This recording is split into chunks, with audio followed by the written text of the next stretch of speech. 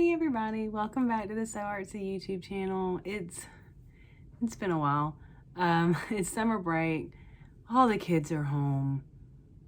Everything's going. My life's been hectic.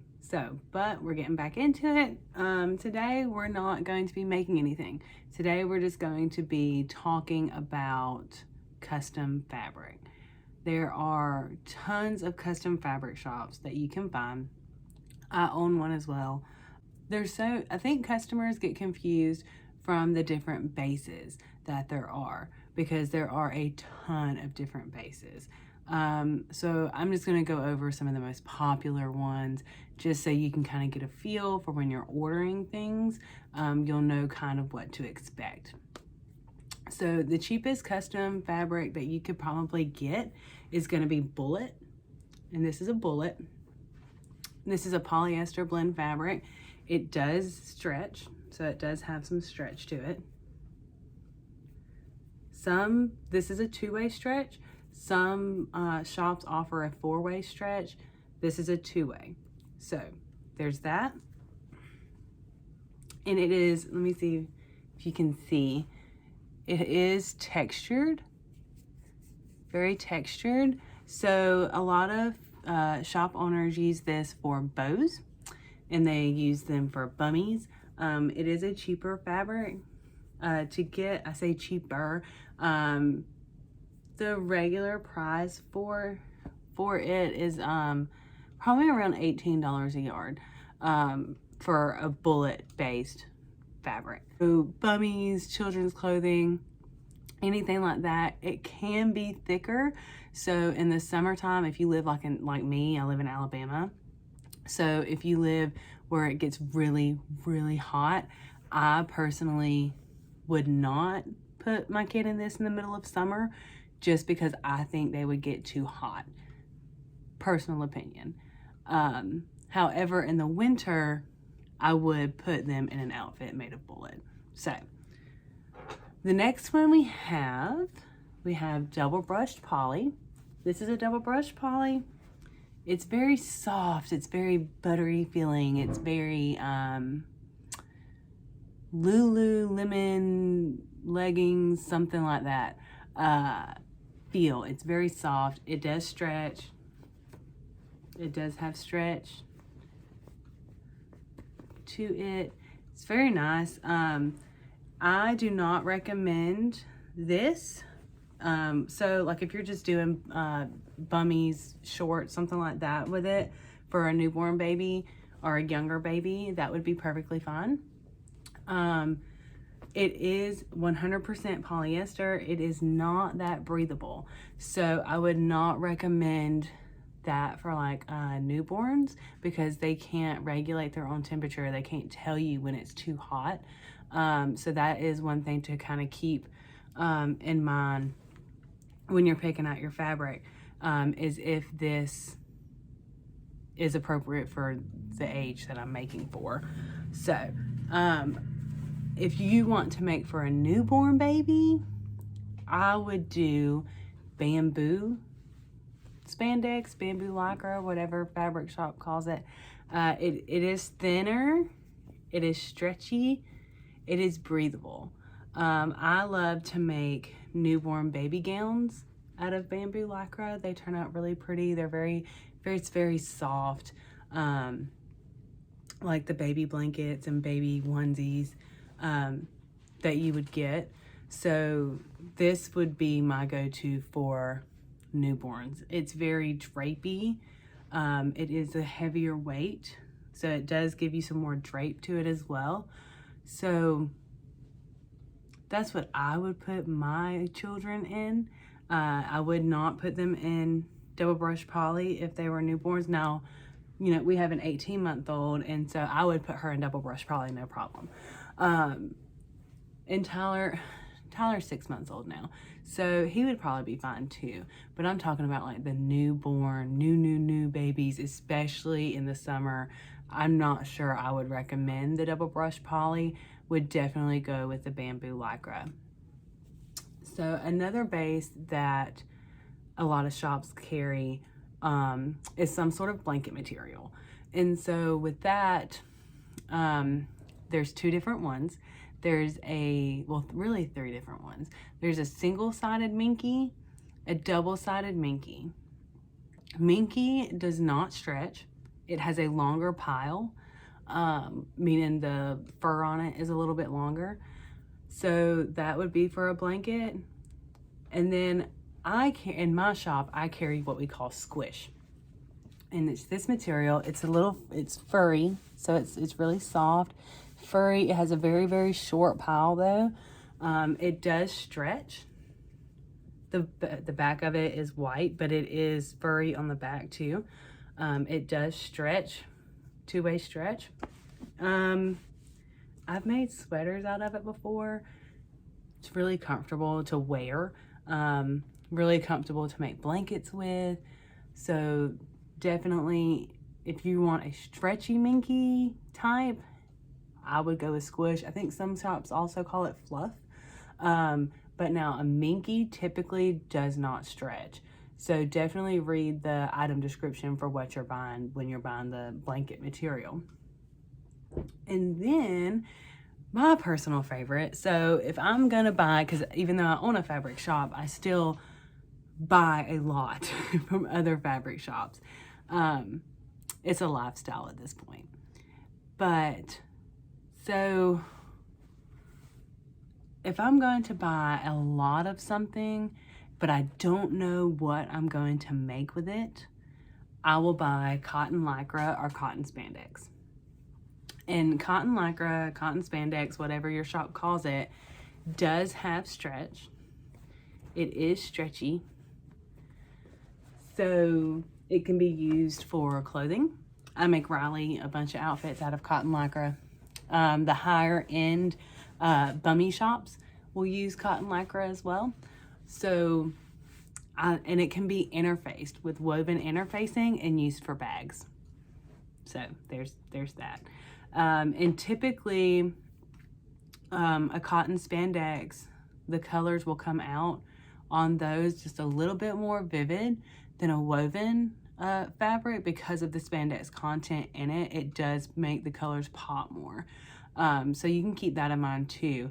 When you are interfacing it to make bags with it, then you definitely want to interface it first and then cut it.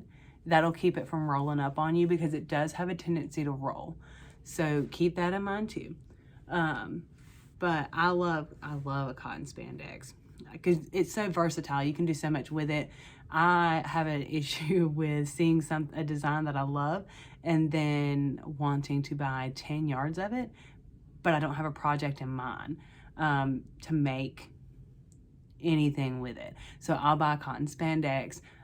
If I want to make some clothes, I can. If I want to make a hoodie, if I want to make pants or joggers or whatever, but then I can also use it for a bag if I want to. And that's the best of both worlds to me. So definitely that's my personal favorite. Definitely my personal favorite one. And then you have your cotton woven or quilt cotton, some people call it. It's thinner. It doesn't have any stretch. Let me get it out. No stretch. It's pretty thin there. But this is more for bags and appliques and things like that. That you would want. It's almost like going to Joann's or Hobby Lobby and getting their quilt cotton fabric. Maybe a little higher quality depending on where you purchase it from. So definitely quilt cotton is my second favorite because I have gotten into bag making, so that is definitely my second favorite thing to purchase now. And then I'm only doing a few of these, but the list really does go on and on of the types of fabric you can get. This is cotton canvas. I had this, I made this design and then printed it on cotton canvas. It is like a quilt cotton, but much thicker. I personally, when I'm making bags with cotton canvas, I do not interface it. So it does not stretch. It is thicker. I do not interface it. It is thick enough on its own, in my opinion. So that saves you interfacing and it saves you time. So I like the cotton canvas, especially if I know I'm going to be making a bag with what I'm purchasing. I love to make the cotton canvas because I'll use cotton canvas for the exterior, and then I'll use waterproof canvas for the interior, and then there's no interfacing whatsoever. Another base that you can get for clothing is Ribknit. I love Ribknit for lounge sets to make Riley lounge sets with. It's really soft. It does stretch. It is a little bit on the cheaper side. So it's a 4-way stretch.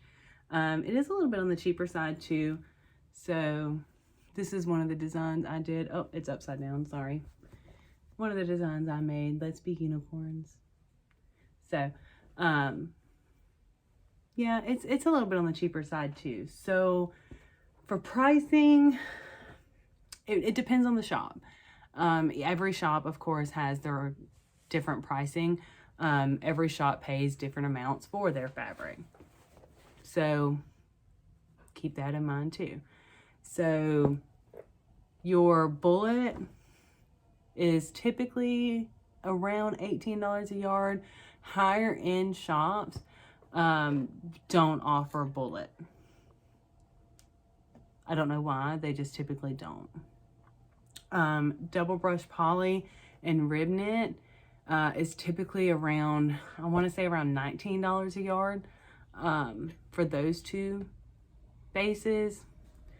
Bamboo is a more expensive base. I want to say around $24 to $25 a yard for bamboo, but it's worth it. It's really, really soft. Cotton woven and cotton canvas, typically around $20 a yard. I have seen it for $25 a yard. And then your cotton lycra, I want to say around $23 a yard. Every shop is different. Now we can talk about pre-order pricing and then retail pricing.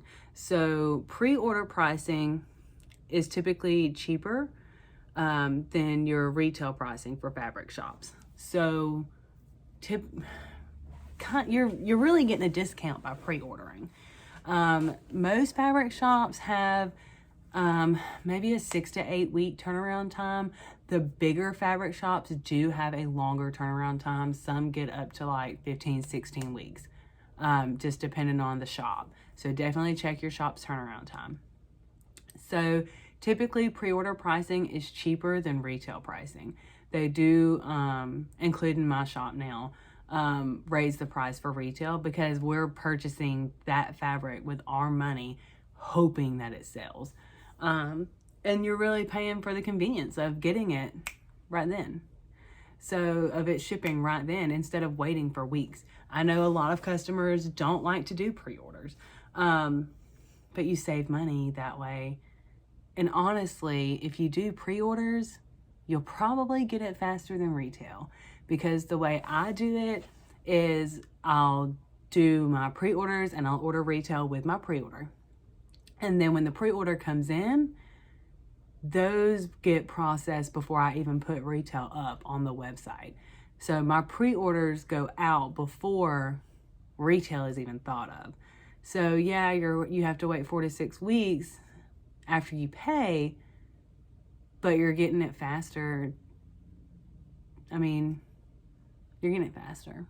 So if you're hoping for retail, you have to beat the crowd, hope that you don't get cart jacked, because everybody knows the custom fabric world can get a little crazy. So hoping you don't get cart jacked, you get the fabric cheaper, so you save money in the long run. You get it quicker because you're not having to fight anybody unless their pre-order is capped. Some shops do cap their pre-orders. You're getting it faster. Typically, the way I do things, you're getting it faster if you pre-order, because I'm processing my pre-orders before I even put out retail. So my pre-orders are shipped and picked up by the post office before retail even goes on my website, because I think that's the way it should be. So that's how we do it. And then we can talk about, let's talk about the GSMs.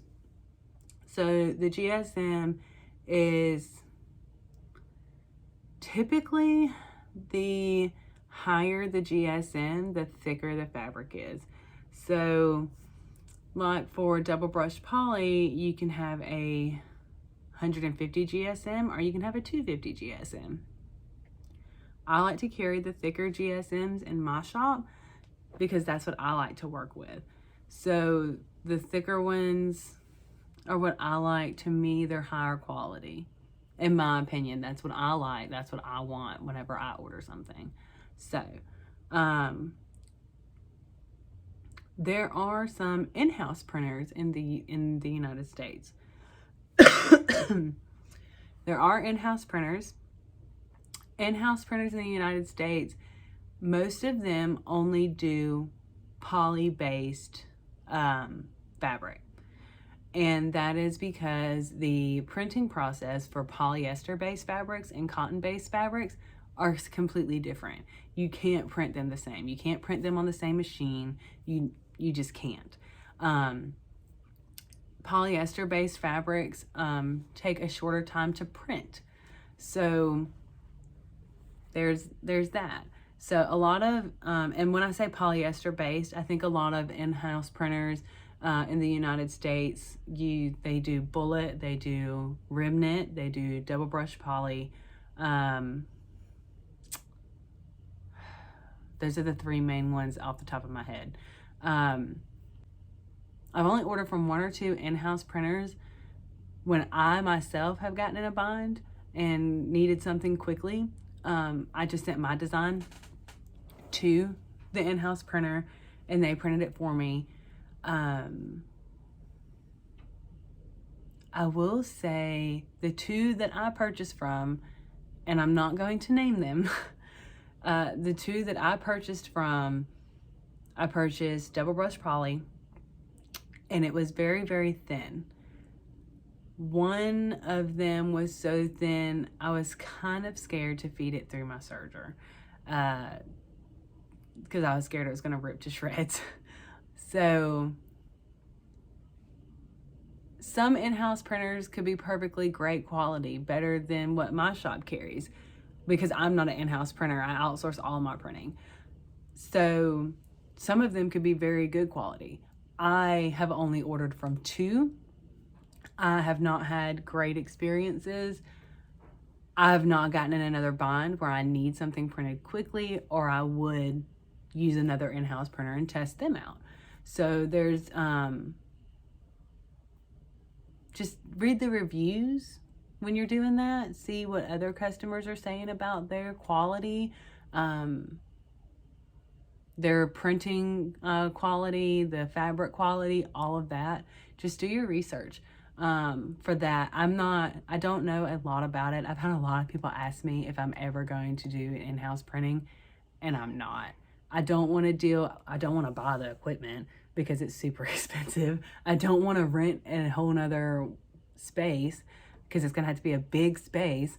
I don't want to get into that. So there's, it's a lot. It's a lot to do in-house printing, and it's very expensive startup. So, and it just depends on how they print and where they get their base fabric from to print on. That's what it all depends on. So just make sure you're going with a reputable company that has good reviews on their fabric. I would definitely ask questions, what their GSM is, if that concerns you, with their quality and things like that. So food for thought on that one. Another question that we get is, why is custom fabric so expensive? It's really expensive. It's a very expensive habit to get into. So not only are you paying for the fabric itself, the actual fabric, it costs, especially if you're ordering from a shop that has exclusive artwork that you can't get anywhere else. This artwork is one of mine from Adeline Riley, and it was stupid expensive. The artist that I worked with for this, y'all, he's amazing. He can draw anything I ask him to, and it's like he can get inside my head and know exactly what I want, and boom, Tori, here it is. So to me, it's worth using him and spending the money on something that no other shop has. No other shop has this design. It's only my shop. So it's worth for me to spend the money, because if somebody wants that certain fabric, they have to come and buy it from my shop. And that's great. However, that artwork is very, very expensive. So not only are you paying for your fabric, you're paying for the exclusivity of the artwork that you're getting on that fabric. All of that. So if you shop with somewhere that you can't buy that fabric anywhere else, you have to get it from them because nobody else has it. Yeah, your custom fabric is just expensive. So it's expensive to buy a design, a seamless file, and have it printed on fabric, because you can't go to Hobby Lobby or Joann's or your local quilt shop and say, hey, here's my design. I want it printed on quilt cotton. I'll be back in an hour. You can't do that. So, I mean, it's expensive. It depends on what your customers are looking for. If they're looking for one-of-a-kind items, it's definitely worth it. If they're looking for you to go to Hobby Lobby and buy one of their floral designs and make them something, then for sure do that too. I know of a couple of shops that do both. They have regular fabric that they'll go get from their local fabric shop and charge one price for that. Or if they buy custom fabric, like this is another one of mine, if they buy custom fabric for their customers, they'll say, hey, this is premium fabric and this is your upcharge for it, and they upcharge for it. So that's another idea. But custom fabric does get expensive, but to me it's worth it. And I'm not saying that because I opened a shop because I've always dreamed of owning a fabric shop, and I genuinely love fabric, and I genuinely am addicted to buying all of the fabric. Mine and other shops. I have a huge pile of fabric in my floor over here that is my personal stash that I'm never going to sew. At this point, it's a fabric collection. I'm never going to sew it. I just like to look at it because it's pretty. Other than that, that's what I have today. I just wanted to make a quick video. I had a few people in my fabric group saying they didn't understand the difference in all the fabrics, that they only made clothes, but they want to get into making bags, but they don't know what type of fabric they need for that. Or vice versa, they make bags and they want to get into making clothes, and there's a lot more knit fabric than there is cotton fabrics to choose from, and they don't know the difference and what they're used for. So hopefully get a little bit more of an understanding of what you can use this stuff for. I personally use it for certain things. I use certain fabrics for certain things. Other people will tell you, no, don't use that fabric for that. That's a horrible idea. It's really all personal preference. It really is. Cotton lycra in my house, for me, that's holy grail. I'll use it for bags, clothing, I'll use it for anything. Hoodies, I made a hoodie out of it. There's a lot of things you can make with cotton lycra. So with the quilt cotton, I make bags. You have to interface it. A lot of custom fabric shops call it cotton woven. So I use it for bags. anything that doesn't have to have a stretch. Clothing that you use elastic instead of your material having to stretch with it can be made with cotton woven. Canvas is for bags. I've seen a lot of my customers make shoes with it. They will make shoes like moccasins, little baby mocks. Is that what you call them, moccasins? The little mocks for baby feet. I've seen them use canvas for that too because it's stronger, it's sturdier. I personally do not interface it. Double brush poly is a knit fabric. Clothing, I make the little embroidery dolls. I'll use double brush poly for that because it does have some stretch to that. And for those, you want something with some stretch. So I've used double brush poly for my dolls, for clothing, things like that. Bamboo lycra is definitely my favorite for baby clothing. It's very breathable. It's very lightweight. Your baby is not going to burn up in it, especially if you live in South Alabama like I do, where it gets to 109 degrees in the summer. Bullet bows, because it is stiffer and your little bow will stand up. So bullet is for that. Bows, a lot of people make bummies with it. Clothing, peplum tops, t-shirt dresses. Riley has a t-shirt dress that she wears all the time, made out of bullet. So it's a very good fabric too. Ribknit, it's another knit fabric with clothing. I've made the little baby dolls with them before, so that's a very good versatile fabric too. And my holy grail is cotton lycra because I can literally make anything with it. Anything whatsoever I can make with cotton lycra. I can put interfacing on it to make it not stretch and make it stiff enough for bags. I can not put anything on it and make clothing. So that's what I do, is when in doubt, when I want to order something, a certain design, but I have no idea what I'm gonna make with it, I order cotton lycra because it is so much, in my opinion, it is so much more universal than a lot of the other fabrics. Okay, so that's what I have for you for today. Hopefully this helps. Hopefully you'll have more confidence when you're buying your custom fabrics. Hopefully I explained a little bit why custom fabric is so expensive, because a lot of people don't get it. So if at any point in this video you liked it, go ahead and give me a thumbs up, hit the subscribe button down below with the bell notification so that you'll know whenever I post a new video. I have so much going on in my life right now. I'm not able to commit to uploading a video every week for a certain day of the week. It's just kind of sporadic. The next video, I think we're going to do a wallet. And then a lot of my fabric shop people wanted me to do some more of the clothing tutorials. So comment down below what kind of clothing tutorials you want me to do, what interests y'all.